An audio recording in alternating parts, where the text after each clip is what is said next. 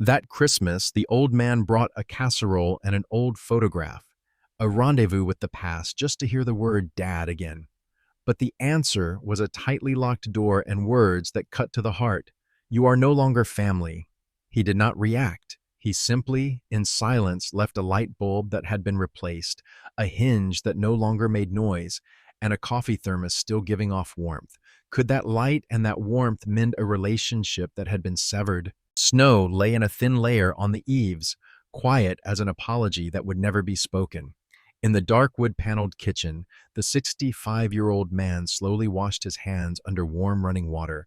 The stream poured lightly over his calloused knuckles, glinting under the faint light of the old round tube on the ceiling. The scent of ginger and orange peel from a jar candle thinned in the air, a remnant from the years when his wife was still alive. Beside the sink, the navy blue wool scarf knit by Emily, his late wife, in the winter of 2002 was laid neatly on the table. He turned the hem over, his finger finding the crooked stitch where she had once said, "I slipped a little there, but no one will notice." More than 2 decades had passed, and that stitch remained as a gentle scar. On the wooden tabletop sat a wicker basket lined with old newspaper. He placed each item in. A jar of cranberry jam he'd made the day before, the lid screwed tight, a slightly smeared ring of adhesive around the rim, a cheap bottle of red wine bought at the supermarket last month, and finally the wool scarf folded small like a packet of thyme. Nothing was arranged with any ornate flourish, yet it was meticulous enough that one could almost hear the silence between the folds. He opened a drawer and took out a stack of leftover Christmas cards from last year. He held a pen, and as the nib touched the paper, he stopped. Nearly 30 seconds passed. A vein on the back of his hand twitched, like a small act of resistance. He put the pen back in the drawer and closed it softly. He wrote nothing. No wishes, no love you, no I'm sorry. Because he knew if his son still needed a card to understand a father's heart, then all words were already too late. The air in the house did not carry the season's customary coziness.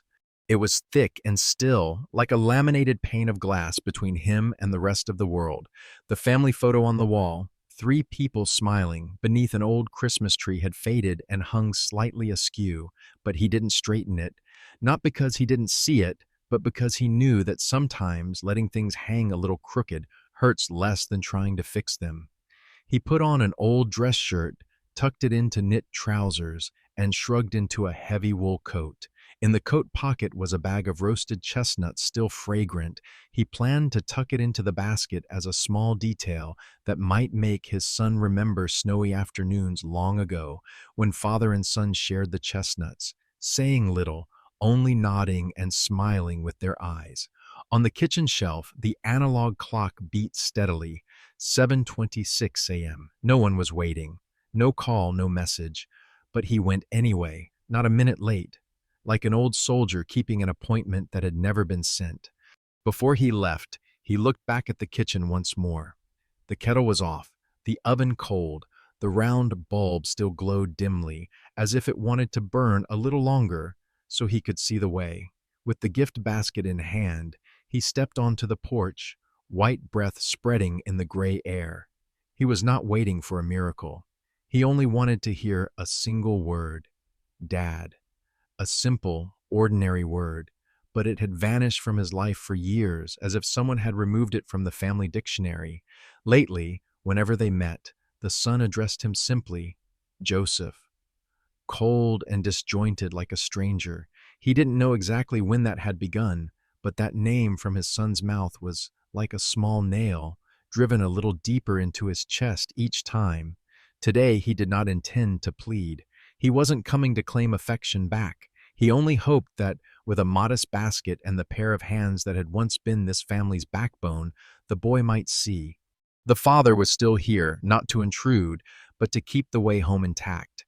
And, if he could not be called Dad, then at the very least, he hoped his son's eyes would not regard him as a postman who had lost his way.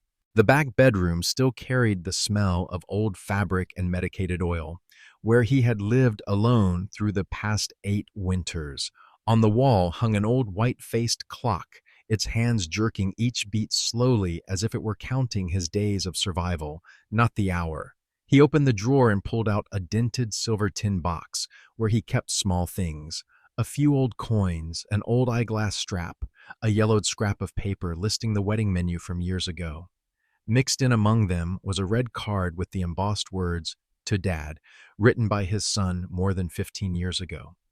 He had once folded it in half to keep the ink from fading, but time had still managed to blur the letters a little. His hand rested on the card he had bought this year.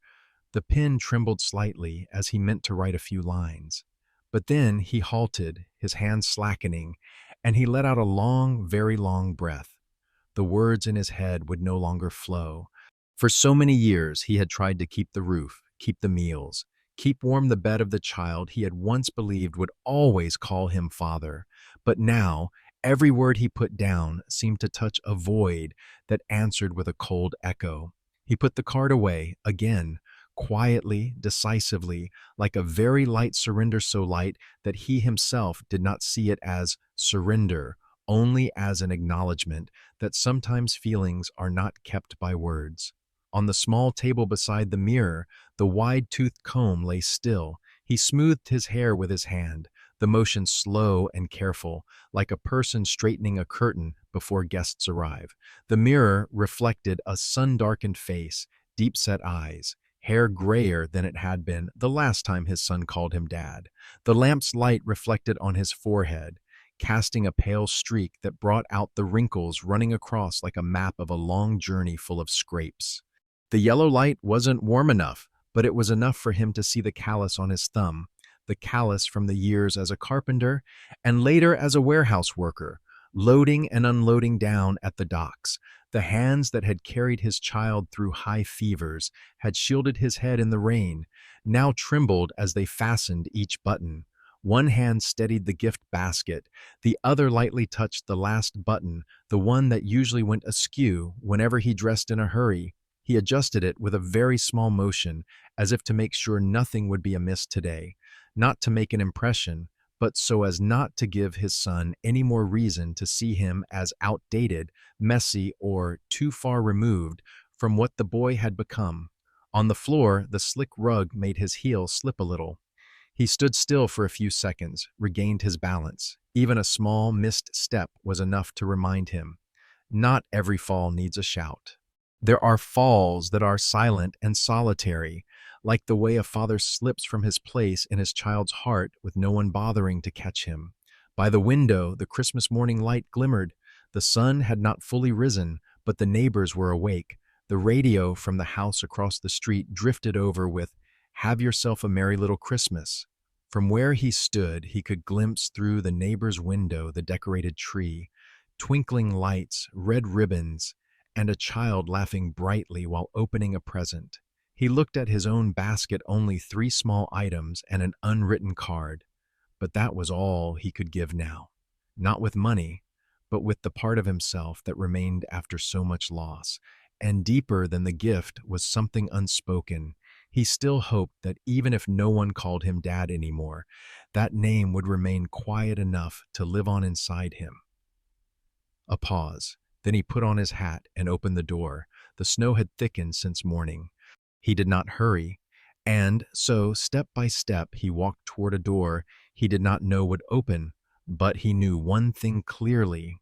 His hand would not knock hard, and his mouth would not call out loud. If necessary, he would leave the basket and walk away, like someone who has learned to keep the path home clear, even when no one comes back. Overnight, the snow was thicker than expected. The thin layer of ice beneath made the front yard as slick as a forgotten memory, cold and hard to keep one's footing. The old man put on an outer coat, rough wool gloves, an iron shovel in hand. His collar was closed under his chin, but the wind still threaded through the buttonholes, flicking at his neck like someone touching lightly to remind him. Today is Christmas. He began to shovel, each stroke steady, unhurried, unbroken. The sound of metal scraping the thin ice sounded like the sighing under the feet of a survivor. The wind slipped through the creaking wooden fence, carrying the scent of pine and the smoke of burning wood from the warm kitchens around. Across the street, Tom's house had hung its lights early. The color-shifting strands wound around the porch like bright arms, tightening each time night fell. Children's voices drifted from the backyard, laughing, throwing snow, chasing one another around a half-finished snowman. Each laugh seemed to burst from the chest of an intact family. He didn't look long. He wasn't envious. He simply blinked once so the snow wouldn't fall into his eyes, then turned back to his work. The snow in front of his house wasn't much, but it lay thick exactly on the steps where one tends to trip. He shoveled in small sections, pushing it neatly to one side, leaving evenly clean strips like the orderly habits that had once helped him get through the years of his wife's illness. No one told him he had to shovel today. No one was coming.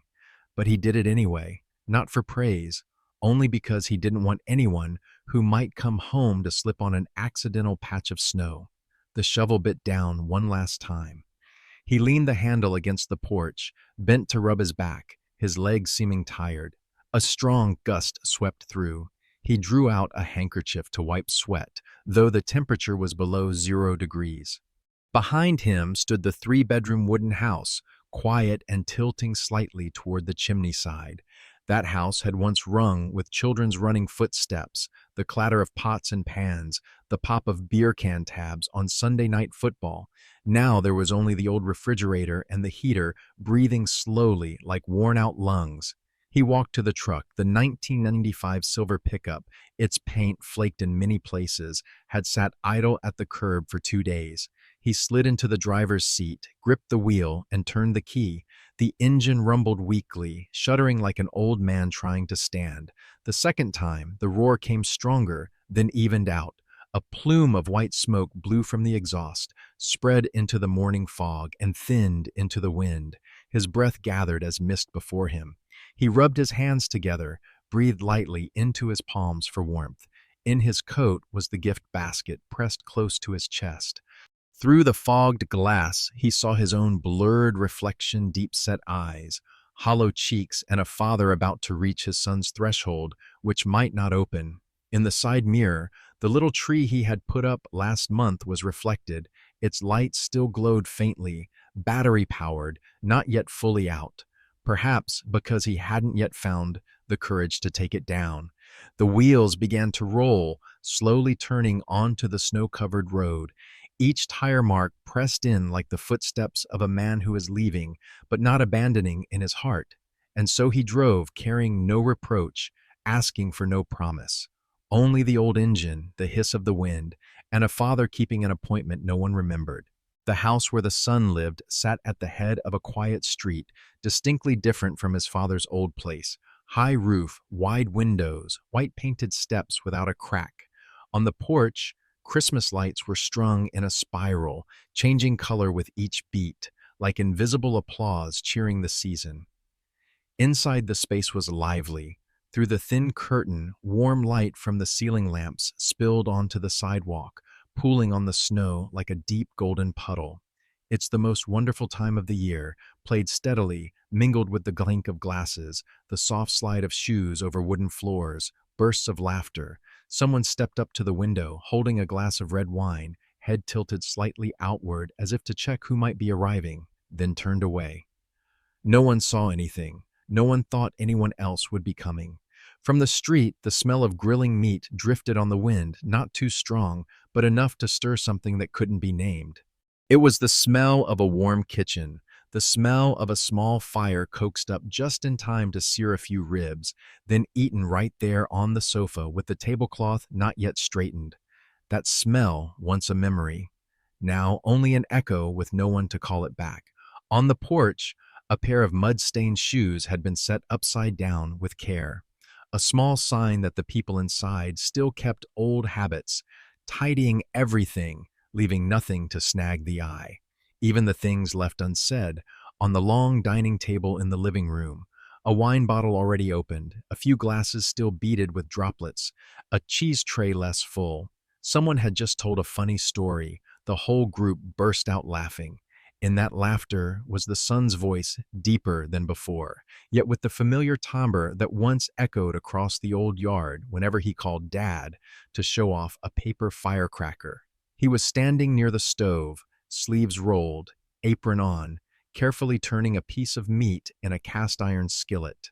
His cheeks were flushed from the heat. He looked busy, but not tense. Each movement was neat, practiced like someone used to arranging everything properly without being reminded.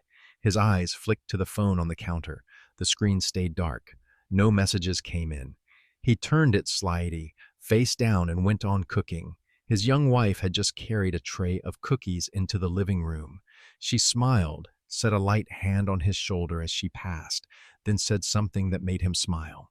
The gesture was natural, intimate, but in the instant the light touched his face. Something like hesitation flashed there, as if inside him there was still a room not quite locked.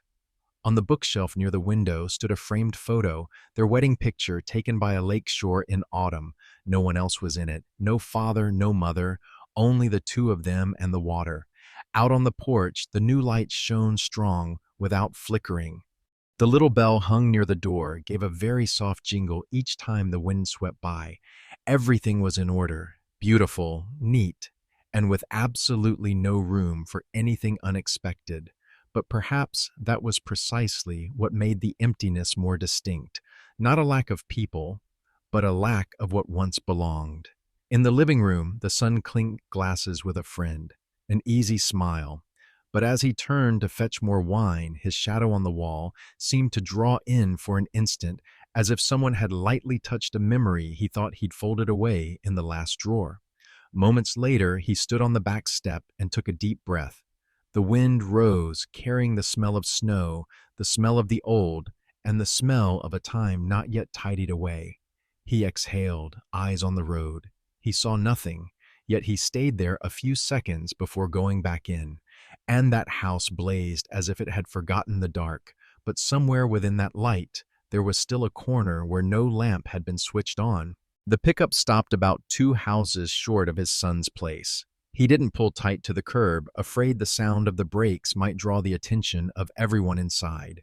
He cut the engine and sat a few more seconds, both hands still on the wheel as if gripping something about to dissolve. Outside, the snow fell sparse and quiet. On the neighboring roofs, Christmas lights still flickered, but at the threshold of that house, the place where a father had once held his little boy while they played with building blocks, there was now no trace of him in anyone's memory inside. He got out and walked slowly across a sidewalk crowded with footprints. Each step pressed deep into the snow. One hand gripped the basket handle tight. The other brushed the line of buttons, making one last adjustment. On the stoop, he stood up straight. He did not tremble, only kept still. And then he knocked 3 times, very softly, just enough to be polite, not enough to rouse the whole house. The music inside didn't stop. The laughter kept on. But someone had come to the door. Through the frosted glass at the entrance, he saw a figure, steady, tall, now a man. The door cracked open. The son stood there, hesitating. His eyes met his father's for a second so brief, it hardly qualified as a meeting. In that look, there was neither rejection nor warmth, rather an awkward unfamiliarity, as if he were seeing someone once close who had been absent too long. Behind him, a voice lifted, the young wife. A whispered line he couldn't make out. He only saw her face tilt toward her husband, then her eyes dart through the crack. Her mouth let out a laugh, not loud, but clear enough to hear the lack of welcome. The son turned back, one hand still resting lightly on the doorknob. The other drew in slightly, as if he meant to say something. But then he didn't. A small twitch crossed his face. The door slammed, the draft making a firm clack. Then silence. He stepped back half a pace. Not surprised, but not ready either. The door wasn't only shut, it was locked from within. And then, from the other side, a voice carried not exactly harsh, not mocking either, but hard and cold. You are no longer family. The sentence fell into the snowy air. No emphasis. Yet each word drove a nail into the porch. He did not answer, did not pound the door, did not call a name. In the basket, the jar of homemade jam had tipped. He knelt to set it right and found the screw cap had come loose, and the dark red syrup was seeping out, bleeding through the newspaper, soaking the basket's bottom, then dripping onto the snow. The red spread slowly, staining the porch with a small, bright patch. Not much, but it stood out like a tiny cut on the hand-quiet pain that sinks deep. He still didn't cry, didn't grow angry. He simply used the wool scarf to wipe the jar, then folded the snow-damp scarf back, carefully, as if tidying something very old. No one opened the door. No one looked through the pane to ask, "Are you all right?" And he did not wait for that to happen. On the door, the wreath hung straight, not askew. Its green was even, as if it had never withered, but that very perfection made the cold show itself more plainly. He set the basket neatly back in place, then stood up straight. He did not bow his head, did not look back. A father is not always received, but at least he had knocked with clean hands, and a heart that no longer kept a debt. Snow fell again. The door had barely slammed when it left behind him a silence as thick as cigarette smoke in a closed room. Snow kept falling, unhurried, unceasing, yet enough to cling to his shoulders, each tiny flake melting into the wool of his coat. He stood there, motionless. His hand still held the basket handle, but the strength had drained away. His fingers released it slowly, as if they no longer believed in what they had once gripped. The basket dropped to the porch, tilting over, the lid coming loose. The wool scarf slipped from its fold, rolled once, then came to rest draped across the edge of the stoop steps. Then there was a small crash. The jar of cranberry jam shattered. The rim could not take the blow, splitting along a fine line like the first crack in something past its age. The lid flew off, and though the break wasn't large, it was enough for the thick jam to spill out, bright red like blood spreading across the white snow. He stared at the red stain dense, viscous, slowly eating into the thin layer of snow like a smoldering wound. No one but him saw it, and perhaps for that reason it was all the more real. No one opened the door, no footsteps returned. Inside, the Christmas music moved on to another tune light, pleasant and utterly heedless. A gust swept through again. The snow-damp scarf lifted slightly and clung to his leg. He bent, slowly, and picked it up like someone retrieving a fallen shard of memory. His hands trembled lightly, not from the cold, but from the weight of the softest thing in the world, a gift with no recipient. His fingertips ran along the scarf's edge, the frayed place where his wife had once botched a stitch. He clenched the scarf in his hand, trying to fold it along the old crease, but the fabric was wet. A crooked fold kept it from fitting back into the basket. So he stopped. He didn't try again. His back dipped a little, but he did not buckle. He only bowed his head for a moment, not in surrender, but like someone counting his breaths before turning away. He did not pound on the door, did not call his son's name, did not ask why, because the old do not need more answers. They only need to keep their dignity within pain, so they won't be folded into some pitiable image in someone else's mind. No one saw, but his eyes were no longer wet, not from restraint, but because tears had long since been spent on the times he tried to understand, tried to forgive, tried to keep hoping. His eyes now were dry to the point of transparency, and in that clarity was everything he had once been, the father who braved the snow to cook jam, folded a scarf, chose a cheap wine that wasn't bad, and knocked at a door asking for nothing but a brief dad. He stood another minute, then stepped down from the porch. His foot slipped slightly on the last step, the place where the door hinges spring used to squeak whenever his son came home from school. Not anymore. The new door no longer made that sound. On the snow, the red stain kept spreading, but the snow kept falling. It would cover it. Soon, he knew that. It was already getting dark. The snow kept falling in silence. He didn't go straight home. The drive felt quieter than when he had arrived, but the wheels kept turning, as if he wasn't sad enough to stop, nor yet enough reason to turn around. A turn, a few familiar intersections. Then the familiar gas station came into view in the weary fluorescent glow pale bluish light, mingling with the mist like an old person's breath.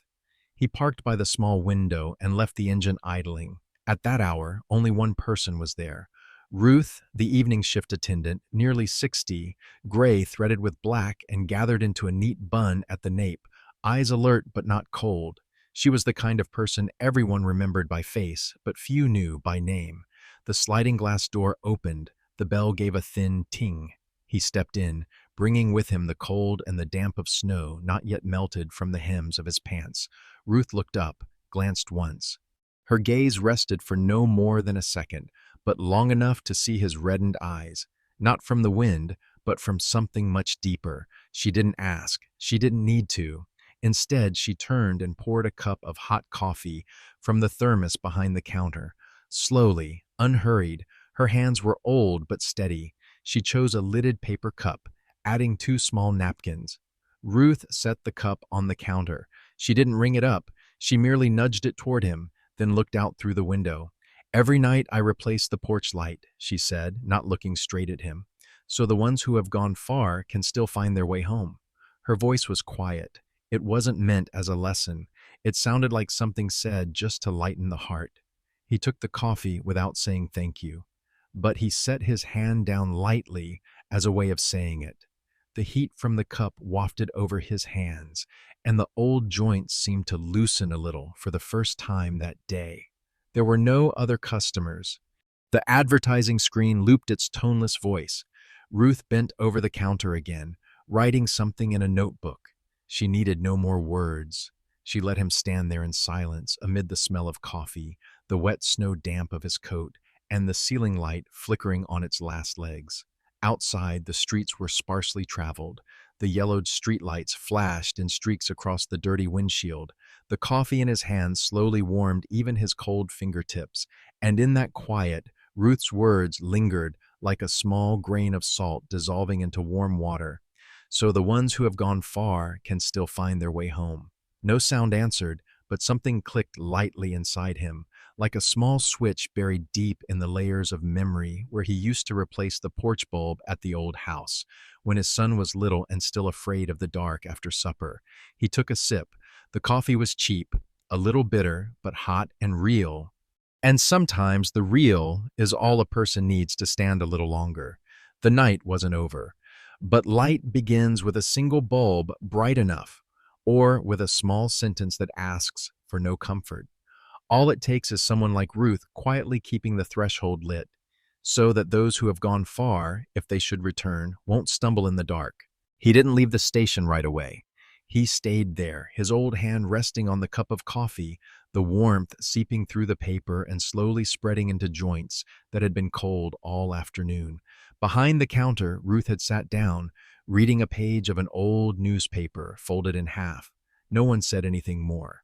There was no need. The sentence from earlier, "Every night I replace the porch light, so those coming from far away can still find their way home," was still in his ears, not as an echo, but like a cinder smoldering in ash, ready to wake with a light breeze. He lowered his gaze to his hands gnarled, full of small scratches. Fingers that had once lifted sacks of rice, fixed a door hinge, tied his son's shoelaces, steadied his wife's back as she sat up when she was still alive. Those hands now held a small paper cup, as if holding on to the last thing he could still do for his family. A simple thought appeared, not quite a plan with no name. Just a line passing very softly through his mind. Tonight, no arguing, no persuading, no demanding. Just do something small, something within my strength, something no one has to agree to, something bright enough, not to be forgiven, not to prove anything, but so that if one day that boy, the son who used to call him dad, while standing under the faucet washing his hands, if one day he feels cold, he will know there was a place someone quietly kept lit. He left the station when the ceiling light flickered a third time and then went out for good, leaving only the small glow from the vending machine in back. The smell of coffee still clung to his hands, and that line, not a slogan, not a show of force, sat neatly in his coat pocket like an old repair tool that fit his hand. He got in the car and didn't turn on the radio. The engine ran smoothly, without vibration. Light from the street lamp slanted across the windshield, glimmering along his face each time the car turned. He thought nothing lofty. He just exhaled steadily, his hands firm on the wheel. After a stretch, he turned back onto the road he had already come along. The wind had softened. Snow fell thin as paper ash. As the car passed a row of houses, he saw a porch where a light had just come on. A gentle gold, not harsh. A figure was stepping out, a hand holding a scarf to their chest. Someone was coming home. Someone who had nothing to do with him.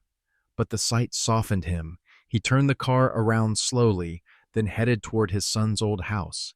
No gift basket, no questions, only a new idea light enough not to break his back, and durable enough for him to trust it. Today, I don't need the door to open. I only need my footsteps to leave behind something that isn't dark. His house was as quiet as a long-forgotten storeroom. The porch light hadn't come on yet. Inside, there was no fire, only the weak glow from the ceiling bulb in the middle of the kitchen dull yellow, suspended like a weary breath. He opened the door, stepped in, and took off his shoes without a sound. The wind still clung to his pant cuffs, carrying specks of snow that had melted into water. On the wooden floor, blotches appeared like the footprints of someone who had stopped by and left too soon. He didn't turn on the radio, didn't turn on the TV, didn't boil water. He went straight to the old wooden chair in the living room, the chair where he had once sat to read the paper, to listen to his son recite the multiplication table, and which had stood empty for many years now. He laid his coat over the back of the chair and stood for a moment. His eyes looked at the ceiling, then shifted to the wall on the left, where a picture frame hung slightly askew. A family photo of three blurred image, the glass filmed with dust. In the picture, he carries his son on his shoulders. His wife stands beside him, one hand resting on the front of his shirt, the other holding the child's wrist. Everyone is smiling, but the layer of dust over all three faces is like a layer of time that has skewed the memory. He reached for a cloth and slowly rubbed the glass, each steady stroke as if quietly tidying a part of a life. His hand paused at his wife's cheek in the photo, then slid down to the child's shoulder. The dust fell away, light as ash, but left a clearer light. Finished with the photo, he went out to the porch. The round lamp hung slightly crooked, its light flickering. Whenever a strong gust blew in, it wavered like an old heart being jostled. He went inside for the folding ladder, wrapped up an old yellow bulb, then took a new one from the drawer, the cheap kind, its light not harsh but warm. He climbed the ladder, each rung giving a small creak under his feet. With his eyes level with the eaves, he reached up and twisted the old beeb. A light turn. It gave a tuck and came loose. The light went out. For a moment, the darkness seemed to cover his back. He set the new bulb in. His fingers tightened lightly. One last twist, and tuck, the light came on. The yellow light shone on his cheek, revealing the sunspots at his temple, the old scar at his right eyebrow.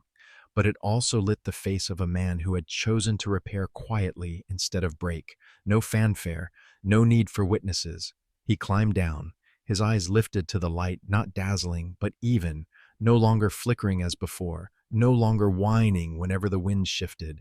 Then he pulled a screwdriver and a small rag from the toolbox. He bent to the door hinge, the one that used to creak whenever his son came in after school. Just a few drops of oil, a few light tightening turns.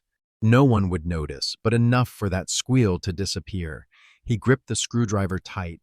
Each turn was a time he held down the trimmer in his hand, not because of the cold, but because something in his chest was cracking not to shatter, but to release. No one stood behind him to say thank you. No one saw him bend to wipe the chipped edge of the doorframe or lightly sweep the concrete floor where people usually set the first pair of shoes when they come home. But he did it anyway, without a reason, without needing anyone's approval. And then he stood up and looked back at each detail he had just touched. The bulb, the frame, the hinge. They weren't perfect, but they were no longer broken. Good enough to use. Enough that if someone returned, they wouldn't have to lower their head because the house felt too cold. A small act, but for the first time in many years, he felt he could still do something right without anyone's permission. It was late at night. Dew settled like a thin breath on each pine branch outside the porch. He slowed the car as he turned into the alley where his son lived. He didn't switch on the high beams. Only the dim sidelights ran along the car's flanks, enough to see the snow had melted into blotchy smudges on the sidewalk. No one was out at this hour. The whole neighborhood seemed asleep except for him. Parking across the street, he didn't cut the engine yet. He sat in the car for another minute, his eyes fixed on the porch where he had stood that morning. That door was still closed, but the porch light still burned steadily golden without flicker. He opened the trunk. Inside was the old gift basket rewrapped since the afternoon, after he had replaced the lining cloth, washed the remaining jar of jam, wiped down the bottle of liquor, and folded the wool scarf as if wrapping a gift for the first time. Not a scrap of excess paper, no ribbon, no garish tape. Everything neat, like a first aid kit placed where anyone could reach. He carried the basket to his son's door. He didn't step onto the porch right away. He stood still for a moment, not exactly out of hesitation, but as if to listen one last time. Was there laughter inside? Footsteps? There wasn't. He stepped onto the porch. The step no longer squeaked. He had tightened the screws that afternoon, one by one.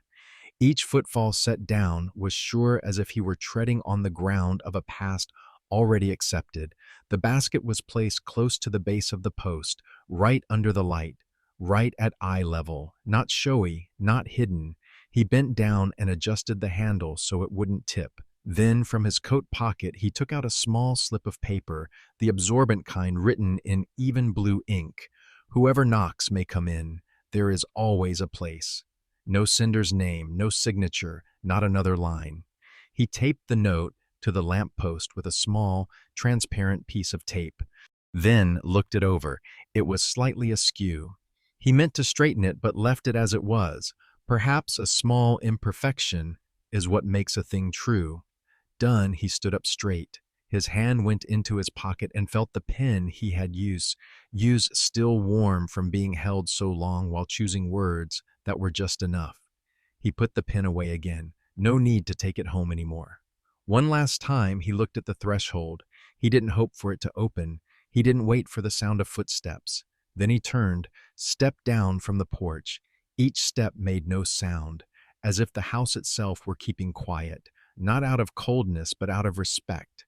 From a distance, the small basket lay still under the light, its shadow slanting toward the door, not yet opened. A peaceful image, but not a sad one.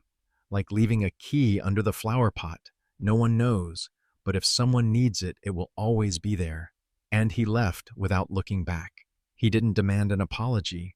He didn't wait for a late message. He simply left something sufficient enough for someone to know that they still have a place, even after having once pushed him away. The night thickened over the street. Wind from the river hissed through the roof gaps, slid along the porches, then flicked lightly at the window glass. In the small house at the end of the slope, he sat in the old armchair, the most familiar spot in the living room. The backrest was slightly sunken, the armrest threadbare. On the left edge of the seat was a small tier, made when his son, as a little boy, once secretly played with scissors. He never sewed that tier back up. Not because he forgot, but because he felt that sometimes leaving a blemish is the surest way to keep a memory intact. He rested his head lightly against the chair. He did not sleep. He did not read the paper. He just sat still, like someone who has just put a dusty room in order and now only wants to watch how the light through the window changes. From the neighbor's house drifted music from the radio, the song Silent Night, steady and a little scratchy, as if the speaker were old, yet the song remained intact, like the smell of gingerbread in memory. The sounds didn't carry the words clearly, but their afterglow was enough to make him nod faintly in time, not exactly because he liked it, but because he remembered. He didn't turn on the lights inside. He let the glow from the porch spill in, a gentle gold over the wooden floor. That light was from the bulb he had replaced that afternoon. No flicker, no flutter, no cutting out midway. A steady light, like a father who no longer has much to give, yet still knows how to keep certain things from breaking. The wind hissed through the door crack once more, then eased. The curtain flipped lightly, leaving a thin strip of light slung across the family photo frame on the wall. Everything stood still like a small stage after the last applause has faded. He lifted a cup of tea, gone cold, from the table, brought it to his lips but didn't drink, set it down again. His eyes quietly looked out at the porch, expecting nothing, but not refusing either. His hand brushed the torn spot on the chair, his finger tracing the line of frayed thread. He closed his eyes for a moment. In his head came the snip of scissors, his son's giggle as he hid the scissors behind his back, and his own voice back then. When you're older, don't fool around. That voice now could only be heard from inside him. The wind stilled. The porch light shone steadily. At that very moment, when everything was no longer trying to become meaningful, but simply was, he felt something very small begin to move. Not a phone call, not a knock at the door, but a quiet kind of reply that everything he had done today had not been swallowed by the void. Light is not only for showing the way, it is also a message for those who aren't good at saying things. I'm still here. I've fixed the way home. Night had tipped into a new day. The clock in the son's kitchen inched past 2:13 a.m., the second hand still moving steadily as if it hadn't noticed anything special was happening in that moment. The house was quiet after the party. Empty wine glasses lay waiting to be cleared. The cookie plate held one broken piece, tilted on the edge of the tray. The stove was off. The living room light had been dimmed, leaving only a gentle gold over the wooden floor, where a few scraps of gift wrap now lay scattered, ribbons fallen from boxes. The son sat alone in the kitchen. Light from the porch spilled in through the slit of the frosted window. He wore a t-shirt, his hand propping his chin, his eyes looking out as if something hadn't quite finished moving out of his chest. On the table was a gray ceramic mug, set askew by the fruit plate. In the mug was the coffee his father had brewed, not fragrant but warm enough. Not high grade, but brewed by the hands that used to boil water through cold winter mornings when he was little. Outside, the porch light shone steadily, without tremor, without glare. It didn't demand to be seen, didn't call for gratitude, yet it stood there like a father who no longer knocked, quietly leaving light for someone should they wish to step out. The son rested his hand on his forehead, his palm touching the cool skin there. For a moment, that light slipped into his eyes through the frame of the window, not in the way of illuminating, but in the way of reminding. Suddenly he looked at the coffee. Steam still rose lightly, thin as a whisper that keeps the right distance. He reached out and took a sip. Not sweet, but not as bitter as he'd thought. Something in the taste made his throat warm, not because of the temperature, but because he suddenly understood. Not everyone knows how to say "I love you" in words, but someone can fold a wool scarf very flat, choose the exact jam you used to eat when you were 9, and tighten a door hinge with old hands that do not shake. He opened his phone. His thumb slid over the screen.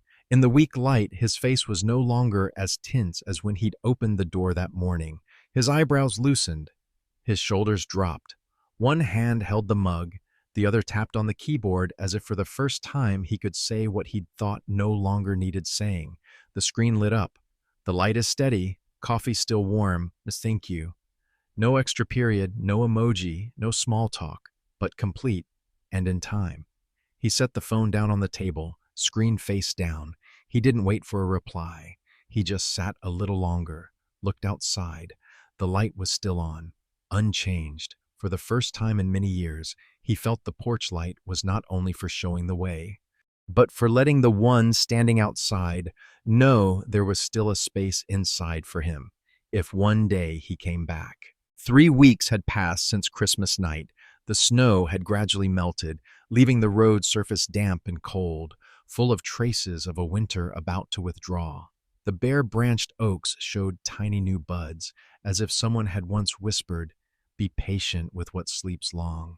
He no longer remembered the exact day he'd received the message at 2:13 a.m., but each time his hand touched the side of the coffee thermos, each time he opened the drawer with some slip of paper showing the price of the light bulb, those words returned light, but deep. The light is steady, coffee still warm. Thank you. Today he walked through the neighborhood where his son lived. Not exactly for a reason, just a detour as he went to buy a few screws for the loose handle of the kitchen cabinet. The stretch wasn't long, but he hadn't come back since the day he left the gift basket on the porch. A light wind, the day not cold, a Thursday afternoon like any other Thursday afternoon. But as he neared that house, he stopped, not because he met anyone, because of the light. The porch light was still on, a yellow that was neither harsh nor cold. That light was as before, no flicker, no whine, no failure. It seemed as if nothing had changed. But steady light is the greatest sign that someone has been taking care, and indeed, he saw it. Through the front window pane, the son was standing on a low wooden chair holding the light bulb. He wasn't replacing it, just tightening it, the motion sure-handed, not clumsy. No more of the trial twists repeated many times by those unaccustomed to manual work. With each turn, his shoulders stayed straight, his wrist decisive. The gesture wasn't showy. It was simply someone keeping a thing from breaking again. Out on the street, he stood a street lamp's distance away. No one inside saw him. He didn't move closer either. He just stood there a moment, not long, not sneaking. More like someone passing an old stitch, seeing it has healed and giving a small nod.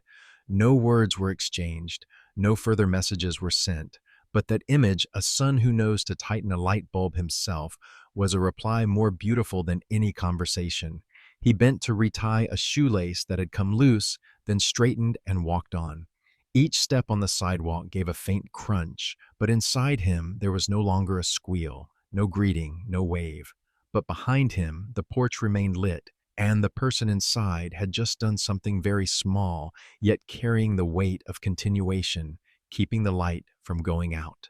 A light wind drifted along the sidewalk, carrying a few leftover snowflakes from the roof across the street. Not many, not a flurry, just as if someone had sprinkled a few grains of white salt over an evening canvas already dried. He kept walking at an even pace, hands in his coat pockets, collar pulled up, eyes ahead. But after a beat, he glanced back, not to wait, just to look, like the habit of someone used to turning to make sure the door is shut, the lights are off, or that no one is still following. The porch behind him was still lit, the same old golden light he had once replaced with his own hands.